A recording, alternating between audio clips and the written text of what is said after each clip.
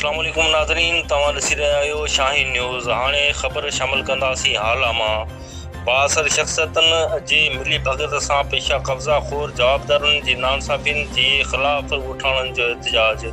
हाला वेझो महरूफ़ बंबरा जे ॻोठाणनि में पांती बंबरो इक़बाल सहतो ऐं ॿियनि एहतिजाजी मुज़ाहिरो कंदे इल्ज़ाम हयो त असां वॾे अरसे खां महरूफ़ बंबरा ॻोठ जा रहवासी आहियूं, लेकिन कुझु जराइम पेशा हथियारबंदनि जिन में अब्दुल्ला बंबरो, एज़म बंबरो ऐं ॿियनि बाअसरनि जे पश्त पनाही में पांती बंबरो जे घरनि ते कब्ज़ो करे ॻोठ में असां शरीफ़ माण्हुनि लाइ ऋण ॿारे ॾिनो आहे ऐं असांखे मुख़्तलिफ़ तरीक़नि सां परेशान करे असांजे ख़िलाफ़ कूड़ा मनगढ़ंत ड्रामा रचाया पिया वञनि।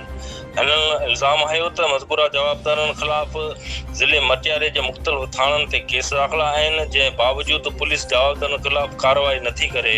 हिननि वज़ीर आला सिंध, IG सिंध, DIG हैदराबाद ऐं ॿियनि वसवारनि खां नोटिस वठी कब्ज़ा खोर जराइम पेशा माण्हुनि ख़िलाफ़ कार्रवाई करे इंसाफ़ जी फ़राहमी जो मुतालबो कयो आहे।